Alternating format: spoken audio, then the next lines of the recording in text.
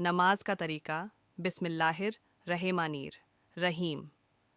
नमाज का तरीका क्या है? कौन सी नमाज में कितनी रकात होती है? नमाज की क्या शर्तें होती हैं? औरतों और मर्दों की नमाज में कई फ़र्क होता है। एक नमाज की शर्तें। नमाज की कुछ शर्तें हैं जिनका पूरा किए बिना नमाज नहीं हो सकती या सही नहीं मानी जा सकती। कुछ शर्तों का नमाज के लिए होना ज़रूरी है, तो कुछ शर्तों का नमाज के लिए पूरा किया जाना ज़रूरी है, तो कुछ शर्तों का नमाज पढ़ते वक्त होना ज़रूरी है। नमाज की कुल शर्तें कुछ इस तरह से हैं। 1. बदन का पाक होना। 2.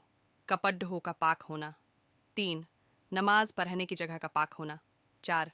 बदन के सतर का छुपा हुआ होना। 5. नमाज का वक्त होना। 6. किबले की तरफ का मुंह होना। 7. नमाज की नियत यानी इरादा करना। ख्याल रहे कि पाक होना और साफ़ होना दोनों अलग अलग चीज़ें हैं। पाक होना शर्त है, साफ़ होना शर्त नहीं, जैसे बदन, कपड़ा या ज़मीन नापाक चीज़ों से भारी हुई ना हो। धूल मिट्टी की वजह से कहा जा सकता है कि साफ़ नहीं है, लेकिन पाक तो बहरहाल है।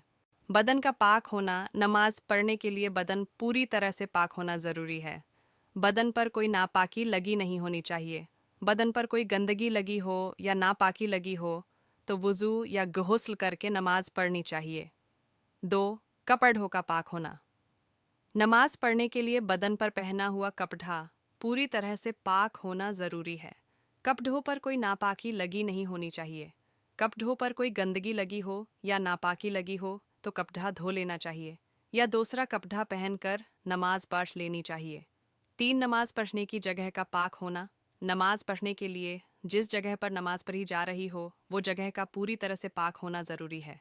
जगह पर अगर कोई गंदगी लगी हो या नापाकी लगी हो तो जगह को धो लेनी चाहिए या दूसरी जगह नमाज पढ़ लेनी चाहिए। जानिए, क्या नमाज के लिए जानमाज मुसल्ले ज़रूरी है? 4. बदन के सतर का छुपा हुआ होना। नाफ के नीचे से लेकर घुटनों तक के हिस्से को मर्द का सतर कहा जाता है। नमाज में मर्द का यह हिस्सा अगर दिख जाए तो नमाज सही नहीं मानी जा सकती। 5. नमाज का वक्त होना। कोई भी नमाज पढ़ने के लिए नमाज का वक्त होना ज़रूरी है। वक्त से पहले कोई भी नमाज पढ़ी नहीं जा सकती और वक्त के बाद पढ़ी गई नमाज कज़ा नमाज मानी जाएगी। जानिए, कज़ा नमाज कब और कैसे अदा की जाए। 6. किबला की तरफ का मुंह होना। नमाज किबला रुख होकर पढ़नी चाहिए। मस्जिद में तो इस बारे में फ़िक्र करने की कोई बात नहीं होती, लेकिन अगर कहीं अकेले नमाज पढ़ रहे हो तो किबले की तरफ मुंह करना याद रखे। 7. नमाज की नियत यानी इरादा करना। नमाज पढ़ने के वक्त नमाज पढ़ने का इरादा करना चाहिए।